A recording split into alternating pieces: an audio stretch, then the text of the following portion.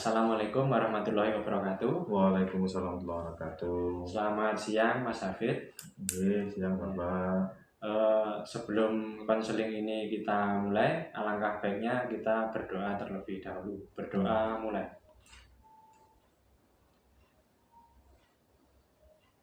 Selesai? Ya, di sini kita akan melaksanakan konseling individu. Ya, konseling individu yaitu kita nanti akan melaksanakan konseling, yaitu kita bersama berusaha untuk memecahkan masalahnya yang sedang Mas Hafid alami. Ya, jadi seperti itu. Saya sebagai konselor dan Mas Hafid sebagai klien atau konseli, ya kita mitra. Jadi kita berusaha bersama-sama untuk memecahkan masalahnya Mas Hafid, yaitu masalah yang sedang dialami Mas Hafid saat ini. Seperti itu.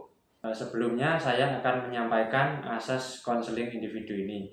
Yang pertama yaitu asas keterbukaan. Ya, jadi nanti Mas Hafid terbuka saja, tidak usah menutup-nutupi apa masalahnya Mas Hafid. Mas Hafid ceritakan saja. Terus yang kedua yaitu asas kerahasiaan. Ya, jadi insya Allah nanti Bapak merahasiakan semua masalah-masalahnya yang Mas Hafid alami. Seperti itu ya Mas Hafid. Terus kita buat kesepakatan waktu kira-kira ya nanti sekitar 40 menit ya Mas Hafid. Sekarang Bapak minta Mas Hafid berkomitmen untuk kita nanti bersama-sama melaksanakan konseling individu ini. Ya, silakan Mas Hafid. Bapak, terima kasih. Insya Allah saya sanggup untuk mengikuti konseling seperti ini. Kedepannya saya ingin menjadi lebih baik lagi dan bisa teratur, bisa disiplin untuk mengatur waktu saya, baik itu di sekolah, baik waktu saya nanti di rumah. Pokoknya insya Allah saya ingin menjadi lebih baik daripada sebelum-sebelumnya. Seperti itu Bapak. Iya. Terus berikutnya saya beri ini surat pernyataan persetujuan.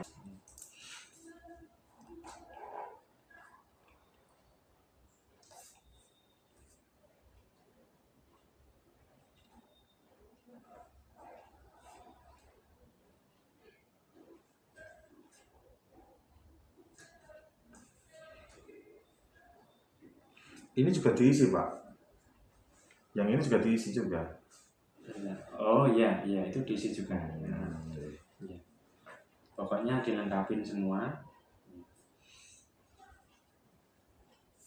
Ini tulis lengkap atau ringkas saja Pak? Harus lengkap. Harus lengkap ya? Iya.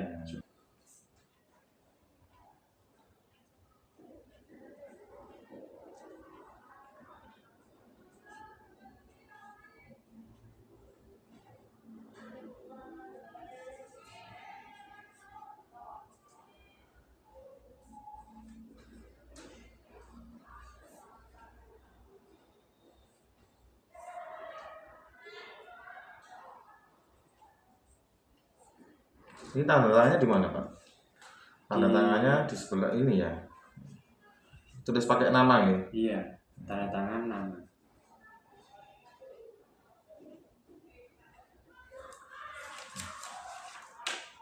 Sampun Bapak? Iya, sudah.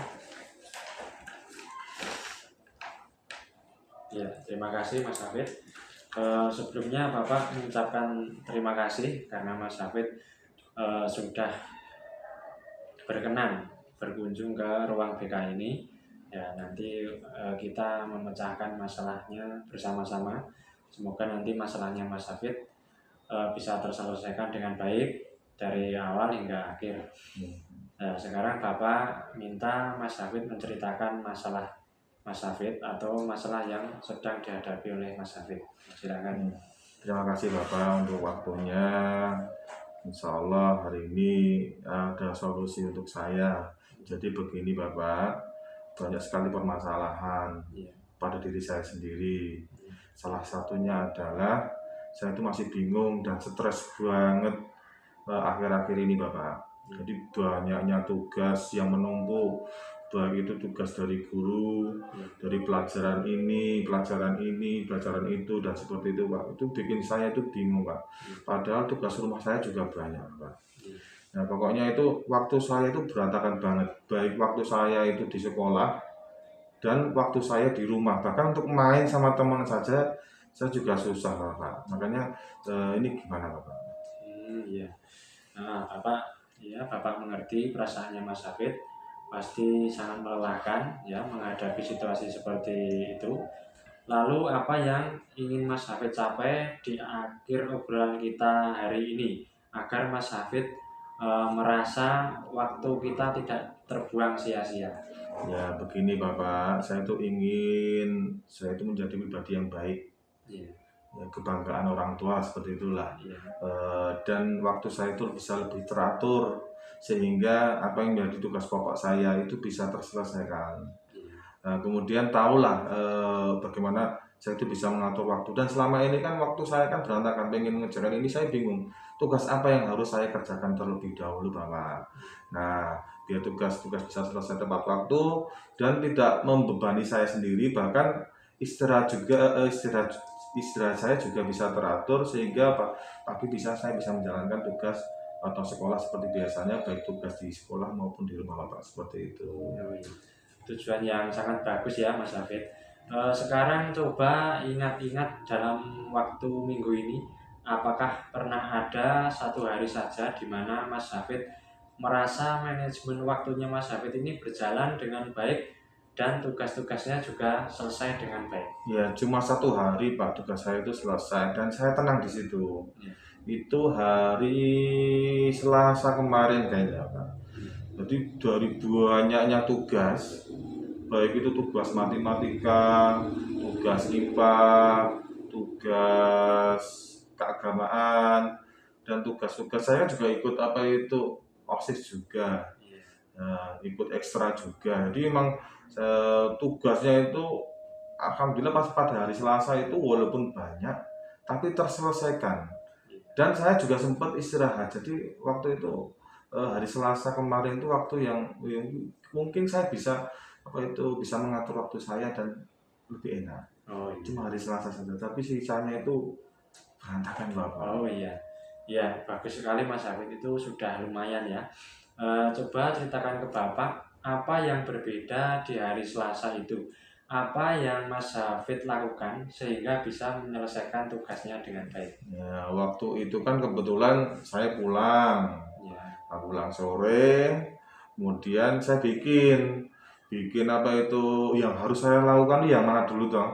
ya, Jadi daftar prioritas tugas yang harus saya lakukan terlebih dahulu. ya, Saya nulis oh tugas yang sekolah seperti apa. ya, Saya tulis yang paling utama, oh ngerjakan tugas matematika, ngerjakan tugas IPS, dan setelah selesai tugas saya mengerjakan tugas-tugas yang ada di rumah. ya, Nah, saya matikan HP juga Pak, ya. biar supaya tugas-tugas selesai. Nah, selama 1 jam saya belajar, alhamdulillah tidak terganggu sama sekali.